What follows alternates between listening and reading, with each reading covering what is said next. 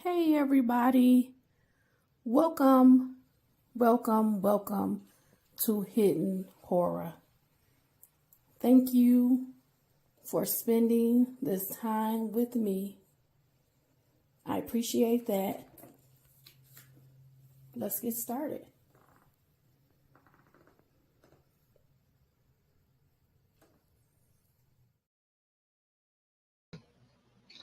Hey everybody, welcome to Hidden Horror. How are you guys tonight? How's everything going with you? How was your day? Well, I'm back sooner than I thought. I'm here to bring you what is probably not any more breaking news. I've been pretty busy. I didn't have time to go over this story after I finished my videos on Sunday. So I said, you know what? I just got to do other stuff. So I'm here today to let you know, if you didn't know, there has been another attempt on President Donald Trump. Oddly, the gunman, he did not get a chance to use the gun to shoot at President Donald Trump. So that was very, very good news. Um, the odd part is he was lying in wait. He was at President Trump's golf course in Florida, and I guess he was waiting for his opportunity. And the Secret Service, they actually saw him first and they were able to apprehend him. So thankfully, there were no shots fired. They were able to bring him into custody and he has been charged. So let's talk about it and get started. Okay. So the article is coming. Let me pull it here. The article is coming from CBSnews.com. It's titled Suspect in Apparent Trump Assassination Attempt Hit with 2 Gun Charges. It was written September 16th, 2024, and it's by Catherine Watson and Carolyn Linton. Okay. And I guess I should pull up a photo of the shooter. I'm not going to go into any background of the shooter tonight. I just want to create this video about the attempt, and then I will do a separate video talking more in detail as they uncover some more information about the shooter. But I am going to pull up an image so you can see what he looks like. I kind of want to be fair. There's not really any decent pictures. It's so sad that a person can become famous after doing something like this, which is really unfortunate and terrible. I just typed the first couple of letters, and lo and behold, there he is. So I guess I'll go with this picture. Try to enlarge it there. Okay, that's a decent picture of him, and oddly enough, he has like an American flag shirt on, which is really odd. But let's continue. Ryan Wesley was charged with 2 firearm offenses in federal court on Monday. If convicted on the 2 firearm charges, he could face a maximum sentence of 20 years. Roof, 58, was armed with an AK-47 style rifle and was allegedly 300 to 500 yards away from former President Donald Trump at Trump International Golf Course when members of the Secret Service detail spotted him and opened fire, according to Palm Beach County Sheriff Rick Bradshaw. The head of the Secret Service said the suspect did not fire or get off any shots at our agent and did not have a line of sight of Trump, or to Trump, excuse me. Roof was pulled over and detained about 50 miles away after a law enforcement alert was issued for the black Nissan with the license plate number. He did not resist when he was taken into custody. So let me pause right here because I gotta filter things. I gotta filter things out. So allegedly, Mr. and I want to pronounce his name as best as I can, Mr. Ruth Roth. Um, he is allegedly on the golf course grounds. He is lying in wait. He has a AK-47 style rifle. He's approximately 300 to 500 yards away from President Trump. However, he did not have a direct line of sight to President Trump. He did not get off any shots. Somehow, some way, an agent saw him, um, and I'm just going to sum it up. He was able to escape. How is he found 50 miles away? And they have to pull him over. They have to send out a BOL, be on the lookout for this Nissan. They see the car, they pull it over. Thank God that there is no incident of shooting or violence or anybody being hurt. I mean, I can't even imagine. But he gets away. He gets away. He gets off this golf course. Um, I would think that this would have like private grounds. Like, how did he get on to the golf course? And allegedly he was there for 12 hours. Did he bring food and snacks and he's walking around or using the bathroom? Like what?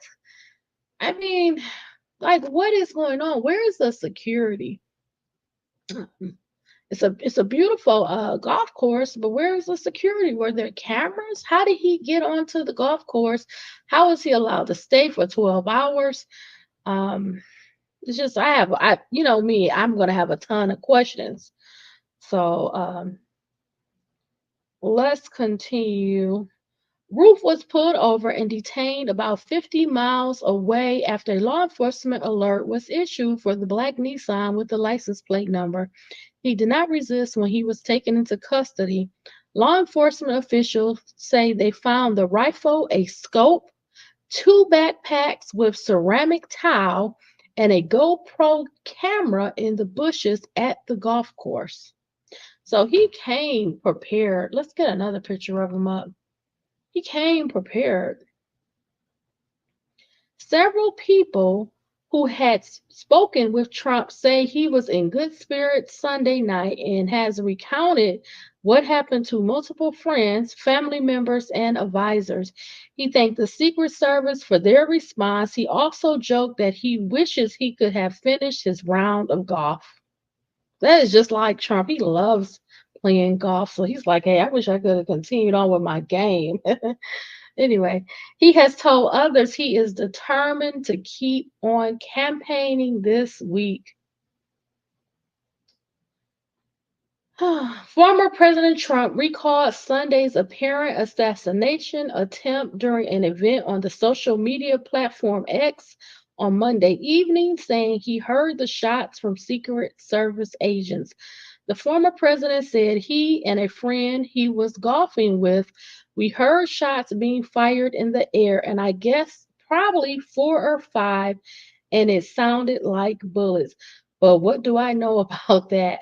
But Secret Service knew immediately it was bullets and they grabbed me. So we're in the group and everybody we got into the carts and we moved along pretty good, he said. Trump said an agent had seen a barrel of a AK-47, which is a very powerful gun rifle, and he started shooting at the barrel. He started shooting in the bushes. He could only see the barrel. Wow. Reflecting on the July assassination attempt in Butler, Pennsylvania, Trump said that was some crazy day. And yesterday you had another one with a different result. Actually, much better result because nobody was killed or wounded. One person was killed and two others were wounded by the shooter in the July attempt. Trump also said of President Biden, he was very nice, that he called up to me sure that I was okay, to make sure that I was okay. Oh boy.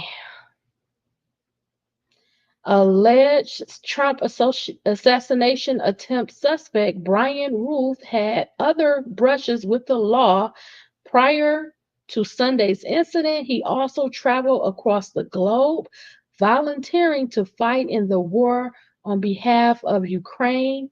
Scott McFarlane has new reporting on what we know about the suspect.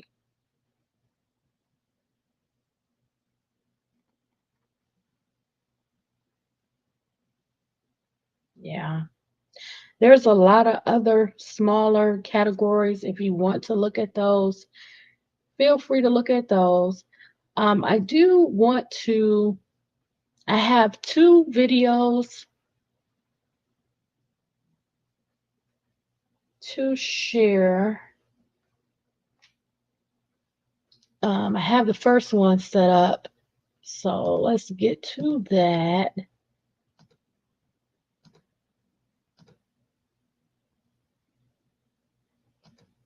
The first video, it's going to recap everything. Um, so it's by CBS News. It's titled Trump Assassination Attempt. Suspect didn't fire gun, Secret Service says. So this one is longer, it's about 11 minutes. And then the second video, it's about 2 to 3 minutes. So I will do this one first. We begin our report with what appears to be the second assassination attempt on former President Donald Trump. The suspect, 58-year-old Ryan Routh, made his first appearance in court Monday, one day after a Secret Service agent spotted him with a loaded rifle at a Trump International golf course in West Palm Beach, Florida. Routh fled the scene after the officer fired towards his location. Secret Service says the suspect did not fire a single shot. Deputies with the Martin County Sheriff's Office later arrested Routh about 50 miles from the golf course. This is body cam footage here. Officials say he did not resist arrest. The suspect is charged with 1-count possession of a firearm by a convicted felon and 1-count possession of a firearm with an obliterated serial number. Former President Trump was unharmed. The Trump campaign says there will be no changes to its public schedule this week. Earlier, federal authorities gave an update on the investigation, and the acting Secret Service director addressed the challenges his agency is facing. Before we hear that, I do want to just say this. You know, President Trump, he's not really catching a break. This is 2 incidents in 2 months. It's pretty stressful. It's unfortunate that people are trying to use guns to solve their issues, their anger, their upset, or their dislike or disdain. And you know, this is pretty common in society now, unfortunately. But it's pretty sad to have to go over this and to know that somebody is lying in wait in the bushes and could potentially target and shoot anyone, including President Donald Trump. Just sitting back thinking about it, you know, where is this person's mindset? He's 58 years old. What was he thinking? What was he going to do? He was there. He had the weapon. Was he going to use the weapon? You know, he had waited patiently 12 hours outside at the golf course. You know, if that Secret Service agent did not see the barrel in the bushes, would this be a different story? You know, we have to give them credit also, but just the level of commitment and focus doing this job. This is a lot of work. It's a stress intense environment.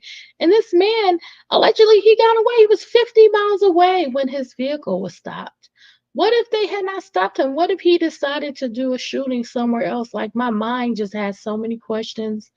How did he get away? How was he allowed to leave the premises and drive 50 miles? 50 miles is at least 45 minutes of driving. So I don't know. But let's continue the video. The Secret Service's protective methodologies work, and they are sound. And we saw that yesterday. But the way we are positioned right now in this dynamic threat environment, it has given me guidance to say, you know what? We need to look at what our protective methodology is. We need to get out of a reactive model and get to a readiness model. At Staples, We believe in real-time data, but also in real human. CBS News now. I just want to pause there for a minute. I would like to know more about this model because I guess he's leaning to the thought of prevention, not that we're just responding. We're always on the end of responding to the threat first. How about the prevention piece? I mean, is it possible to control the movements better? Maybe not having so much outdoor open movement for long periods of time. I know that's hard when you're playing golf. But could there be, if you're playing golf, then maybe that set of time, there's no one else out there because this person was out there for 12 hours. I don't even know how you could prevent that, even if you set aside 2-3 hours for a person to do a round of golf. I mean, he was out there 12 hours. Are there sweeps? Are there cameras? How is this able to go unchecked, unnoticed again? Oh my goodness. National correspondent Manuel Bojorquez is at the federal courthouse in West Palm Beach, Florida. Mandy, what do we learn so far about the suspect and his actions leading up to this incident and his arrest? Yeah, this is where he faced a judge for the first time in relation to these charges, those federal gun charges. We've learned this is according to the criminal complaint attached to those charges, and this was reiterated in that news conference this afternoon, that prosecutors believe that he was in the area possibly up to 12 hours or so before he was detected by Secret Service. That's according to cell phone data they've been able to gather so far. They believe that he may have showed up around 2 in the morning on Saturday, and he wasn't spotted until about 1:30 p.m.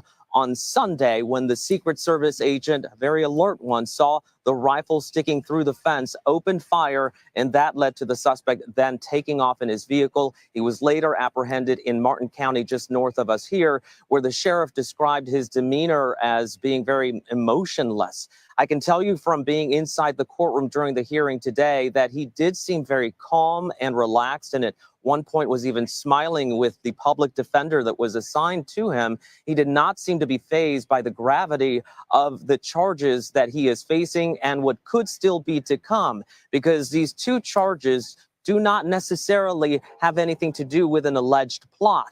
What we're understanding is that they may be a starting point for prosecutors in order to get him into jail and to keep him there as they grow their investigation and eventually hand down a superseding indictment that may contain more charges. And apparently he's unfazed from nearly being shot. Manny, what do we know, if anything, about the changes that might happen to the Trump protection by the Secret Service in the wake of this? Well, we did hear from the acting head of the Secret Service that he spoke with former President Trump and that they agreed that he is currently getting the highest level of security that the agency can afford. That being said, we do know that given that first attempt on the former president's life back in July, that there are enhanced security measures around him, including at rallies where they put up protective glass around the podium to try to prevent anything like what happened in Butler, Pennsylvania. But we also know that the Biden administration is asking Congress now for some sort of supplemental, some more money and some more resources for Secret Service, given the kind of challenging environment that they're facing right now with as many people as they are tasked with protecting. Manuel Bojorquez in West Palm Beach, Florida. Thank you. Shortly after the apparent assassination attempt in Florida, Donald Trump issued a statement ensuring the public he was doing fine.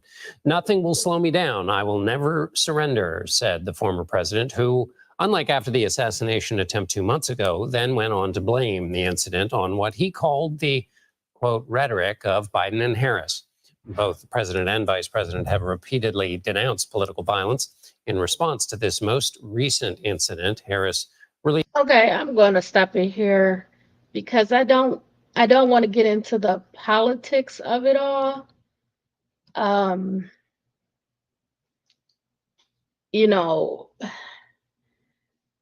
unless the gunman wants to explain in detail why he's doing what he's doing, we don't know why. We can always speculate, and that's why I always look at their mindset, their childhood, what they've been doing. Um, I'm sure as the days go on, more will unfold about the gunman, but I don't want to get into the political sparring about why something is happening. Definitely don't want to do that. I do want to share one more video, and I have to pull it up. So I apologize. Okay. So let me share my screen. And it's just they're going to assign an investigation into what happened. Um, and I think that's a good thing. I always want to err on the side of knowing more than not. So this article is by ABC7 Eyewitness News. It's titled Florida Officials Launching Own Investigation into Alleged Trump Assassination Attempt. AI to build the website you need. Fallout continues after a second attempt on the life of former President Trump in Florida, a little over 2 months after he was shot in Pennsylvania. And new this noon, we are learning the additional charges that the alleged attacker, 58-year-old Ryan Routh, could soon face for that planned attack on the former president. With the latest, Eyewitness News reporter Lauren Glassberg is in the newsroom. Lauren? Well, Sandra, the assassination attempt of former President Donald Trump on Sunday now prompting the governor of Florida to launch an investigation. Governor Ron DeSantis says that the state could pursue an attempted murder charge, which could mean life in prison for the suspect, Ryan Wesley Ruth.